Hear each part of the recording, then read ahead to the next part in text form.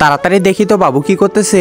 আরে বাবু তো এখানে খেলা করতেছে। আরে মা তুমি কিন্তু দেখিও, ঠিক আছে? আচ্ছা আচ্ছা তুমি যাও এখনই। আচ্ছা ঠিক আছে, আমি চুপি চুপি করে চলে যাই। আস্তে আস্তে করে চলে যেতে লাগবে, কোনো শব্দ করা যাবে না। দরজাটাও ধীরে ধীরে খুলতে লাগবে। এই তো খুলে বসে পড়লাম, কিন্তু গাড়িটা স্টার্ট দিলে তো বাবু বুঝে ফেলবে। কি যে করবো, এই তো একটা আইডিয়া পেয়ে গেছি। গাড়িটাকে প্রথমে নিউট্রালে নিয়ে নি, গাড়িটাকে ধাক্কা দিয়ে একটু আগায় নিয়ে যেতে লাগবে। আরে বাহ, এটা তো অনেক ভারী দেখতেছি, তাড়াতাড়ি ধাক্কা দিতে লাগবে।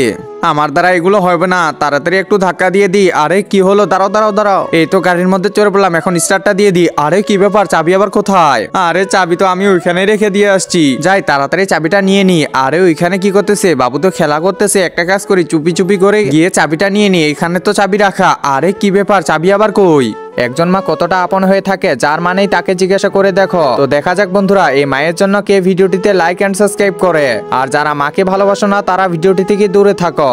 কি ব্যাপার, চাবিটা আবার কোথায় গেল? কোথাও তো দেখতে পাচ্তেছি না। আরে বাবুর হাতে ওইটা কি? আরে চাবিটা তো দেখি বাবুর হাতে। ধুর, আজকে আমার যাওয়াই হবে না। বাবুর হাত থেকে চাবি নিলে তো পুরা কিয়ামত হয়ে যাবে। ধুর, আজকে যাওয়াই হলো না।